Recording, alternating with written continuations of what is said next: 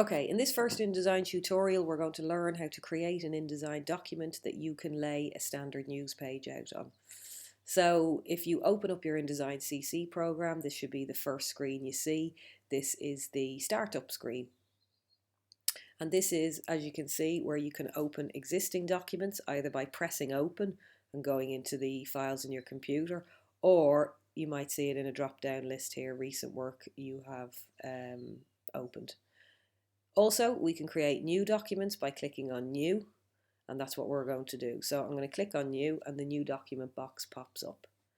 This is where we tell InDesign what settings we want the page to have. So at the top next to Intent, it says Print. That's correct. If it doesn't, use the drop-down menu and change it to Print. The number of pages, you can set any document in InDesign to have at least a maximum of 500 anyway. However, we only want one because we're only laying out one news page, but you can have however many you want. However big the publication is that you might be setting up, you would change the number of pages to suit that. So we're going to leave it at one.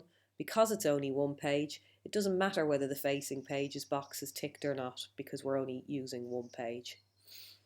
Underneath, we've got page size. It's set at A4. I'm going to use the drop-down menu and change it to tabloid, because that is suitable for what we want to do. As you can see, it has changed the measurements underneath to that of a standard tabloid page. This isn't exactly the same as all compact newspapers. They all are actually slightly different sizes, but a tabloid size is generally around this measurement, around 17 by 11 inches, or this is what it is in millimeters. So I can select from this list like I've done, or I can simply click straight in these boxes and change the measurements to whatever I want, or whatever size publication I want. So I'm going to stick with tabloid. Portrait orientation, I'm going to leave it on portrait, obviously. Underneath, I've got columns and I've got gutters. The columns are not text columns as you see in the newspaper. They are guide columns, and they help us lay out text and pictures on a page proportionately. We can see clearly how much of a page a picture or a story lead is taking up by how many columns it has covered on the page. So columns are very important, even though you might not like the look of them when you start using InDesign. You might find them a bit intrusive. They're very important to learn how to use them to lay out pictures and text. So I am going to use 5 columns for a tabloid size page. If you had a bigger size page, you might use more columns.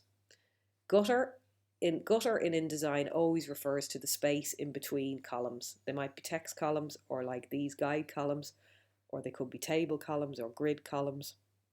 But the space in between them is always referred to as the gutter. So I am going to, mine's set at 4.233. I'm going to round that up to 5 millimeters to give a little bit of space in between them. The margins below, the margins are the edge of the page. So they're not the printable edge of the page. The whole page will be printed, but you can set the margins to have a little bit of space around the edge, which most newspapers have. I think 12.7 millimeters is a little high. I'm going to take them all down to 8. Now you can see when I move the top one up or down, using the arrows next to the margin, top margin box, that all of the bottom, inside and outside all follow. If for some reason I wanted them at different measurements, if I wanted the inside, outside and bottom all at different measurements to the top, I would click on this chain icon which makes all the settings the same. I would break that, and then that would allow me to change all of the others independently of each other. However, I want them all the same, so I'm going to click back on that so they all read the same as the top, which is 8. So after I've created my settings, 8 millimeter margins, 5 guide columns with a gutter of 5 millimeters, a tabloid page size and 1 page in total, I'm going to click OK. And here's my page. So this is what an InDesign page and layout looks like. You can see there are a lot of buttons and measurements and panels. All of these panels on the right hand side expand and retract and contract like so. So you click on them to expand them, and then you use the little double chevron to push them back into the menu. So you can go down them all and see what they do. We won't use all of them. We will use paragraph styles, we will use paragraph, we will use swatches, maybe when we introduce a bit of colour into the design. And we will also use the left-hand tool panel a lot. This is one of the basics that we keep going back to. And it's important that you understand a few key tools on it. As you can see, if you hover over the tools, they do give you an idea of what each one of them does. And the ones we will use a lot of is the top tool, and that's your selection tool. So when you want to tell InDesign to make any changes, you firstly got to tell InDesign what you wanted to make changes to, and that's when you go on your selection tool and click on particular elements of the page. Underneath is a direct selection tool, and that allows you to manipulate what is inside picture boxes. The top one allows you to move picture boxes about and text boxes and all elements of the page. The second one allows you to affect what is directly inside those boxes. So we will use the top one a lot. We'll use the second one down, the direct selection tool, when we're pulling in pictures. We will also use the T tool a lot, the type tool. That's how we draw text boxes and that's how we write in them. We will use the line tool, and we will also use the rectangle frame tool because that creates a picture box with no border, which is what we will want for most of ours.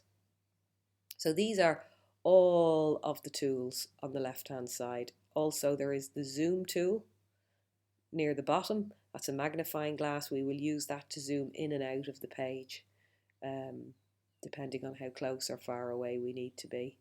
We will also use all of these measurement panels at the top for formatting text and pictures. You can't see them now because we don't have any text highlighted, but this panel up here is also where the fonts appear and the font sizes and the leading boxes. So we will use this top panel a lot, the left hand panel a lot, and we will also use the drop down menus at the top occasionally when we need to get to functions that aren't available on these. So you might want to spend a little bit of time familiarizing yourself with the different buttons and having a look as you hover over them what they do. Any of these tool icons on the left hand side that have a small triangle in the corner, like the rectangle frame tool, that has a small rectangle in the corner, that tells me that that icon has other functions as well as the one it is showing.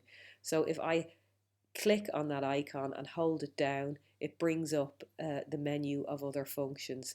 In this case, you can also draw a round picture box or a polygon picture box. The round picture box they call an ellipse, and if I just clicked on that, it would change that icon to a round frame tool. So I can then click on that and use it to draw a round picture box should I wish.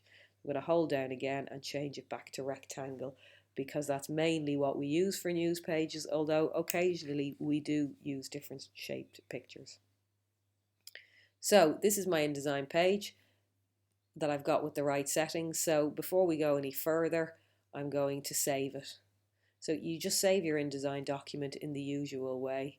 Control S or Command S if you're on a Mac, press save, and I'm going to save mine into my documents, and I'm going to call it print news page.